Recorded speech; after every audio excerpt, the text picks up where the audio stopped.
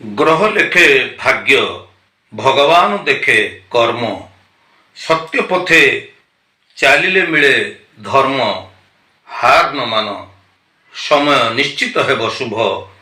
ଆଜିର ସଂଘର୍ଷ କାଲିକି ଦେବ ସଫଳତାର ଫଳ। ନମସ୍କାର ଦର୍ଶକ ବନ୍ଧୁ, ମୁଁ ଜ୍ୟୋତିର୍ବିଦ ପଣ୍ଡିତ ସୁଧୀର ସ୍ୱାଗତ ଜଣାଉଛି ମୋର ଆଜିର ଏହି ବିଶେଷ ଉପସ୍ଥାପନାକୁ। 2026 ମସିହା କେମିତି କଟିବ ମେଷ ରାଶି ବ୍ୟକ୍ତିମାନଙ୍କ ପାଇଁ। 2026 ମସିହା ମେଷ ରାଶି ବ୍ୟକ୍ତିମାନଙ୍କ ପାଇଁ ଅନେକ ବଡ଼ ପରିବର୍ତ୍ତନ ଆଣିଦେବାକୁ ଯାଉଛି। ଜୀବନରେ ଉନ୍ନତିର ଗୋଟେ ନୂତନ ଅଧ୍ୟାୟ ଏ ବର୍ଷ ଆରମ୍ଭ ହେବାକୁ ଯାଉଛି। ଯଦି ଆମେ ଗ୍ରହମାନଙ୍କର ଅବସ୍ଥିତିକୁ ଲକ୍ଷ୍ୟ କରିବା, ଚନ୍ଦ୍ର ରାଶି ଅନୁସାରେ ଯଦି ଆମେ ବାର୍ଷିକ ଭବିଷ୍ୟବାଣୀ କରିବା, ତେବେ ବୃହସ୍ପତି ଆପଣଙ୍କ ପାଇଁ ବର୍ତ୍ତମାନ ତୃତୀୟ ଭାବରେ ରହିଛନ୍ତି। ଜୁନ୍ ପରେ ଆପଣଙ୍କର ଚତୁର୍ଥ ବୃହସ୍ପତି ହେଇଯିବେ। ପଞ୍ଚମରେ କେତୁ, ବୁଧ ଶୁକ୍ର ଅଷ୍ଟମରେ, ରବି ମଙ୍ଗଳ ନବମରେ, ରାହୁ ଏକାଦଶରେ ଅବସ୍ଥାନ କରିଥିଲା ବେଳେ ଶନି ଆପଣଙ୍କର ଦ୍ୱାଦଶ ଭାବରେ ରହିଛନ୍ତି। ତେଣୁ ଏହି ପରିପ୍ରେକ୍ଷୀରେ ଆମେ ଯେତେବେଳେ 2026 ମସିହାର ବାର୍ଷିକ ରାଶିଫଳ କଥା ବିଚାର କରୁଛେ ଦର୍ଶକ ବନ୍ଧୁ, ସେତେବେଳେ ଏହି 2026 ମସିହା ଏହି ଗ୍ରହମାନଙ୍କର ଅବସ୍ଥିତି ଯାହା ଆମେ ଆକଳନ କରୁଛେ, ଏ ବର୍ଷ ଆପଣଙ୍କର ସ୍ଥିରତା ଆସିବ, ଆପଣଙ୍କର ଜୀବନରେ ସମୃଦ୍ଧି ଆସିବ ଏବଂ ଆପଣ ପ୍ରତିଷ୍ଠା ହାସଲ କରିବେ। ପୂର୍ବ ବର୍ଷରୁ ବା ବିଗତ ଦିନରୁ ଯେଉଁ ସବୁ ଆଶା, ସ୍ୱପ୍ନ ବା ଉଚ୍ଚ ଅଭିଳାଷ ଗୁଡ଼ିକ ଆପଣଙ୍କ ମନରେ ଥିଲା, ଏ ବର୍ଷ ସେହି ପ୍ରୟାସ ଗୁଡ଼ିକ ଆପଣଙ୍କର ପୂର୍ଣ୍ଣ ହେଇପାରିବ। ଆପଣଙ୍କର ଆର୍ଥିକ ଦିଗରେ ଏବଂ କର୍ମକ୍ଷେତ୍ରରେ, ବ୍ୟକ୍ତିଗତ ଜୀବନରେ ପ୍ରତ୍ୟେକଟି କ୍ଷେତ୍ରରେ ଧୀର ଗତିରେ ଧୀରେ ଧୀରେ ଆପଣ ସଫଳତା ଦିଗକୁ ଆଗେଇ ଚାଲିବେ ଏବଂ ସଫଳତାର ଶୀର୍ଷକୁ ଆପଣ ଛୁଇଁ ପାରିବେ। ତେବେ ମେଷ ରାଶିର ବ୍ୟକ୍ତି ବିଶେଷ ବର୍ଷର ପ୍ରଥମାର୍ଦ୍ଧରେ ଆପଣଙ୍କୁ ନୂତନ ଦାୟିତ୍ୱ ନେବାକୁ ପଡ଼ିପାରେ। ବର୍ଷର ପ୍ରଥମ ଭାଗରେ ଆପଣଙ୍କର କର୍ମକ୍ଷେତ୍ରରେ ପଦୋନ୍ନତି ଦେଖାଯିବ। ଯେଉଁମାନେ ବ୍ୟବସାୟ କରୁଛନ୍ତି, ବ୍ୟବସାୟୀ ଭାଇ ଭଉଣୀମାନେ ନୂତନ ଢାଞ୍ଚାରେ କର୍ମ କରିବେ ଏବଂ ବ୍ୟବସାୟକୁ ଗୋଟେ ନୂଆ ଢାଞ୍ଚାରେ ଆଗକୁ ନେଇ ସେଥିରେ ସଫଳତା ହାସଲ କରିବେ। ତେବେ ବର୍ଷର ପ୍ରାରମ୍ଭ ଏବଂ ମଧ୍ୟଭାଗ ଆପଣଙ୍କର କ୍ୟାରିୟର ପାଇଁ, ପ୍ରମୋଶନ ପାଇଁ ଏବଂ ବାଣିଜ୍ୟ ବ୍ୟବସାୟ କ୍ଷେତ୍ର ପାଇଁ ନୂଆ ଅବସର ଆଣିଦେବ। ଯଦି ଆମେ ଲକ୍ଷ୍ୟ କରିବା, ମାର୍ଚ୍ଚରୁ ଜୁନ୍ ମାସ ଭିତରେ ଆପଣଙ୍କର କର୍ମର ଦାୟିତ୍ୱ ବଢ଼ିବ ଏବଂ ଏହି କର୍ମରୁ ଆପଣ ବଡ଼ ସଫଳତା ହାସଲ କରିବେ। ତେଣୁ ବର୍ଷ ଆରମ୍ଭରୁ ଜୁନ୍ ମାସ ମଧ୍ୟରେ ଆପଣଙ୍କର ଶୁଭ ମାଙ୍ଗଳିକ କର୍ମ ଆଦି, ଯେଉଁମାନେ ବିବାହ ଯୋଗ୍ୟ ପୁତ୍ର କନ୍ୟାମାନେ ରହିଛନ୍ତି, ସେମାନଙ୍କର ବିବାହ ପ୍ରସ୍ତାବ ସ୍ଥିର ହୋଇପାରେ ଏବଂ ଯେଉଁମାନେ ଚାହୁଁଛନ୍ତି ଭୂମି, ଭବନ, ବାହନ ଆଦି ପ୍ରାପ୍ତ ହେବା ପାଇଁ, ସେମାନଙ୍କୁ ମଧ୍ୟ ଭଲ ସୁଯୋଗ ଆସିବ। ତେଣୁ ବର୍ଷ ଆରମ୍ଭରୁ ଜୁନ୍ ମାସ ଭିତରେ ଆପଣ ଶୁଭ ମାଙ୍ଗଳିକ କର୍ମ କରିପାରିବେ, ଭୂମି, ଭବନ, ବାହନ ଆଦି କ୍ରୟ କରିପାରିବେ। ତେବେ ଶିକ୍ଷାର୍ଥୀମାନେ ଏ ବର୍ଷ ଟିକେ ଚଞ୍ଚଳମତି ରହିବେ। ଶିକ୍ଷାର୍ଥୀମାନେ ବା ବିଦ୍ୟାର୍ଥୀମାନେ ଟିକେ ଅବାଧ୍ୟ, ଅମାନିଆ, ଜିଦଖୋର ଗୁଣ ରଖୁଥିଲେ ମଧ୍ୟ ଶିକ୍ଷା କ୍ଷେତ୍ରରେ ନିଶ୍ଚିତ ଭାବରେ ସଫଳତା ପାଇପାରିବେ। ତେବେ ଦର୍ଶକ ବନ୍ଧୁ, 2026 ମେଷ ରାଶି ପାଇଁ ଗୋଟେ ବ୍ୟାପକ ପରିବର୍ତ୍ତନ ଆଣିଦେବାକୁ ଯାଉଛି। ଉନ୍ନତି ଏବଂ ଜୀବନରେ ଗୋଟେ ନୂତନ ଅଧ୍ୟାୟକୁ ଆରମ୍ଭ କରିବାକୁ ଯାଉଛି। ଏ ବର୍ଷ ଆପଣଙ୍କର ନିଷ୍ଠା, ଆପଣଙ୍କର ପରିଶ୍ରମ ଏବଂ ଯୋଜନାବଦ୍ଧ କାର୍ଯ୍ୟ ଯାହା ଆପଣଙ୍କୁ ନିଶ୍ଚିତ ଭାବରେ ପ୍ରଗତି ପଥରେ ଆଗେଇ ନେବ। ବର୍ଷର ପ୍ରାରମ୍ଭ ମଧ୍ୟଭାଗରେ କ୍ୟାରିୟରର ଉନ୍ନତି ପ୍ରମୋସନ ପାଇଁ ନୂତନ ସୁଯୋଗ ସୃଷ୍ଟି ହେବ।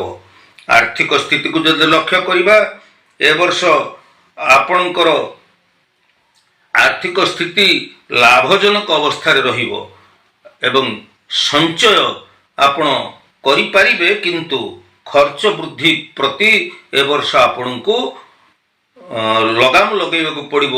ଖର୍ଚ୍ଚ ବୃଦ୍ଧି ପାଇଁ ଆପଣଙ୍କୁ ସଚେତନ ରହିବାକୁ ପଡ଼ିବ। ସଂଯମ ଏବଂ ଯୋଜନାବଦ୍ଧ ଭାବରେ ଆପଣ ଅର୍ଥର ଉପଯୋଗ କଲେ ବା ବିନିଯୋଗ କଲେ ଆପଣ ସମୟ ସହିତ ତାଳ ଦେଇ ଏ ଅର୍ଥର ଲାଭକୁ ଆପଣ ଜାଣିପାରିବେ। ପାରିବାରିକ ଏବଂ ପ୍ରେମ ପ୍ରସଙ୍ଗରେ ଏ ବର୍ଷ ଭାବନାତ୍ମକ ଯେଉଁ ଗଭୀରତା ରହିଛି, ପରିବାରରେ ଯେଉଁ ଅସାମଞ୍ଜସ୍ୟ ଯାହା କିଛି ରହିଛି ସେସବୁ ଦୂର ହେବ। ପରିବାରରେ ଶାନ୍ତିପୂର୍ଣ୍ଣ ସୁଖ ସୌହାର୍ଦ୍ଦ୍ୟପୂର୍ଣ୍ଣ ବାତାବରଣ ଏ ବର୍ଷ ଆପଣଙ୍କର ରହିବ। ଶିକ୍ଷାର୍ଥୀମାନଙ୍କ କଥା ପୁନର୍ବାର ଯଦି ଆମେ ଦେଖିବା, ତାହେଲେ ଅଧ୍ୟୟନ ଏବଂ ପରୀକ୍ଷାରେ ପ୍ରଗତି ସଫଳତା ହାସଲ କରିବେ। ବିଦ୍ୟା କ୍ଷେତ୍ରରେ ସଫଳତା ହାସଲ ତ ନିଶ୍ଚିତ କରିବେ ଏବଂ ଉଚ୍ଚଶିକ୍ଷା ପାଇଁ ବିଦେଶ ଯାତ୍ରାର ଭଲ ସୁଯୋଗ ମଧ୍ୟ ସୃଷ୍ଟି ହେବ। ସ୍ୱାସ୍ଥ୍ୟ କଥାକୁ ଯଦି ଆମେ ଲକ୍ଷ୍ୟ କରିବା, ତାହେଲେ ଏ ବର୍ଷ ଆପଣଙ୍କର ସ୍ୱାସ୍ଥ୍ୟ ଭଲ ରହିବ, କିନ୍ତୁ ନିୟମିତ ଭାବରେ ଆପଣଙ୍କର ଜୀବନଶୈଳୀ ପ୍ରତି ଆପଣ ଦୃଷ୍ଟି ଦିଅନ୍ତୁ। ନିୟମିତ ଭାବରେ ଆପଣ ଧ୍ୟାନ, ଯୋଗ, ପ୍ରାଣାୟାମ ଏସବୁ ପ୍ରତି ଆପଣ ଟିକେ ଗୁରୁତ୍ୱ ଦିଅନ୍ତୁ। ଆପଣଙ୍କର ଥଣ୍ଡା, ଆଳସ୍ୟ, ନିଦ୍ରାହୀନତା ଏବଂ ଅତ୍ୟଧିକ କାର୍ଯ୍ୟବ୍ୟସ୍ତତା ଯୋଗୁଁ ଆପଣଙ୍କର ମାନସିକ ଚାପ ଏଗୁଡ଼ିକ ପ୍ରତି ଆପଣଙ୍କୁ ସଚେତନ ରହିବାକୁ ପଡ଼ିବ। ତେବେ ମୋଟ ଉପରେ ଯଦି ଆମେ ଦେଖିବା ଦର୍ଶକ ବନ୍ଧୁ, 2026 ମସିହାଟି ମେଷ ରାଶି ଜନ୍ମିତ ଲୋକମାନଙ୍କ ପାଇଁ ଅଗ୍ରଗତି ଆଣିଦେବାକୁ ଯାଉଛି, ଭଲ ସୁଯୋଗ ଆଣିଦେବାକୁ ଯାଉଛି ଏବଂ ଅନୁଭବର ଗୋଟେ ଭଲ ବର୍ଷ ହେଇ ଆସୁଛି। ନିଜର ପରିଶ୍ରମ, ନିଜର ଧୈର୍ଯ୍ୟ ଏବଂ ସଂଯମତା ଏଗୁଡ଼ିକୁ ଆଚରଣ କରି ଆପଣ ଯଦି ନିଷ୍ଠାପର ଭାବରେ କର୍ମ କରନ୍ତି, ତାହେଲେ ଏ ବର୍ଷ ପ୍ରତ୍ୟେକ କ୍ଷେତ୍ରରେ ଯଦି ତୁଳନାତ୍ମକ ଭାବରେ ଦେଖିବା, 2025 ଠାରୁ 2026 ମସିହାଟି ଆପଣଙ୍କ ପାଇଁ ଅନେକ ସୁଖ ସମୃଦ୍ଧିପୂର୍ଣ୍ଣ ବର୍ଷ ହେଇକି ଆସୁଛି। ତେବେ ଦର୍ଶକ ବନ୍ଧୁ, ଆମର ଜାଣିଲେ ଆମେ ଯେ ମେଷ ରାଶି ବ୍ୟକ୍ତିମାନଙ୍କର ଚାକିରି, ବ୍ୟବସାୟ, ସେମାନଙ୍କର ବିବାହ, ଧନ, ସ୍ୱାସ୍ଥ୍ୟ ଏ ସମ୍ପର୍କରେ ସମ୍ପୂର୍ଣ୍ଣ ଭାବରେ ଗୋଟେ ସାମଗ୍ରିକ ଭାବରେ ଆମେ ଜାଣିଲେ 2026 ମସିହାଟି କେମିତି କଟିବ। ତେବେ ଚାକିରି କ୍ୟାରିୟର କଥା ଯଦି ଆମେ ପୁନର୍ବାର ବିଚାରକୁ ନେବା, ଆଉ ଥରେ ମୁଁ କହି ରଖିବାକୁ ଚାହୁଁଛି, ଚାକିରିଆ ଲୋକମାନଙ୍କ ପାଇଁ 2026 ମସିହାଟି ବହୁତ ଭଲ। ପ୍ରମୋସନ ଯୋଗ ରହିଛି, କର୍ମରେ ଦାୟିତ୍ୱ ବଢ଼ିବ। ନୂଆ ଚାକିରି ଆଶେଇ ପ୍ରାର୍ଥୀମାନେ ଯେଉଁମାନେ ରହିଛନ୍ତି ସେମାନେ ନୂଆ ଚାକିରି ଏ ବର୍ଷ ପାଇପାରିବେ, କିନ୍ତୁ ନିଜର ଅହଙ୍କାର ଏବଂ ନିଜର ଆତ୍ମଗର୍ବକୁ ଆପଣ ନିୟନ୍ତ୍ରଣ କରନ୍ତୁ। ଧନ ଆର୍ଥିକ ମାମଲାକୁ ଯଦି ଆମେ ଦେଖିବା, ଆୟ ବଢ଼ିବ। ଆପଣଙ୍କର ଅଟକି ରହିଥିବା ଅର୍ଥ ଆପଣଙ୍କ ହାତକୁ ଆସିବ। ଜମି, ଘର, ଗାଡ଼ି କିଣିବା ପାଇଁ ଏ ବର୍ଷ ଆପଣଙ୍କର ଭଲ ସୁଯୋଗ ଆସିବ, କିନ୍ତୁ ଅନାବଶ୍ୟକ ଖର୍ଚ୍ଚରୁ ଆପଣ ନିଜକୁ ଜଗି ରଖି ଚଳନ୍ତୁ। ପ୍ରେମ ବିବାହ ପ୍ରସଙ୍ଗକୁ ଯଦି ଦେଖିବା, ପ୍ରେମ ସମ୍ପର୍କରେ ମଧୁରତା ଏ ବର୍ଷ ବଢ଼ିବ। ସିଙ୍ଗଲ ମାନଙ୍କ ପାଇଁ ଏ ବର୍ଷ ପ୍ରେମ କ୍ଷେତ୍ରରେ ଶୁଭ ପରିଣାମ ପାଇବେ। ବିବାହିତ ଲୋକମାନଙ୍କ ମଧ୍ୟରେ ଦାମ୍ପତ୍ୟ ଜୀବନରେ ସାମଞ୍ଜସ୍ୟ ଭଲ ରହିବ। ରାଗ ଏବଂ ସନ୍ଦେହକୁ ମନ ଭିତରୁ ଦୂର କରନ୍ତୁ। ପାରିବାରିକ ଜୀବନ କଥା ଯଦି ଦେଖିବା, ପାରିବାରିକ ଜୀବନରେ ଆପଣ ସୁଖ ଶାନ୍ତି ପାଇବେ। ପିତାମାତାଙ୍କର ସହଯୋଗ ପାଇବେ। ଶୁଭ କାର୍ଯ୍ୟ ଏ ବର୍ଷ ଆପଣ ଘରେ କରିପାରିବେ। ଛାତ୍ରଛାତ୍ରୀମାନଙ୍କ କଥା ଯଦି ଦେଖିବା, ପାଠ ପଢ଼ାରେ ସେମାନଙ୍କର ମନ ଲାଗିବ। ଟିକେ ଚଞ୍ଚଳ ମନା ହେଉଥିଲେ ମଧ୍ୟ ପରୀକ୍ଷାରେ ସଫଳତା ଅର୍ଜନ କରିବେ ଏବଂ ଉଚ୍ଚଶିକ୍ଷା ପାଇଁ ବିଦେଶ ଯାତ୍ରା ମଧ୍ୟ କରିପାରିବେ। ସ୍ୱାସ୍ଥ୍ୟ ଫଳ ଯଦି ଦେଖିବା, ତାହେଲେ ମୁଣ୍ଡ ବ୍ୟଥା, ରକ୍ତଚାପ, ଥଣ୍ଡା, ଆଳସ୍ୟ, ନିଦ୍ରାହୀନତା ଏଗୁଡ଼ିକ ଆପଣଙ୍କର ଟିକେ ଏ ବର୍ଷ ଦେଖାଯାଇପାରେ। ତେବେ ଯୋଗ, ପ୍ରାଣାୟାମ ଏବଂ ସକାରାତ୍ମକ ଚିନ୍ତାଧାରାର ଆବଶ୍ୟକତା ରହିଛି।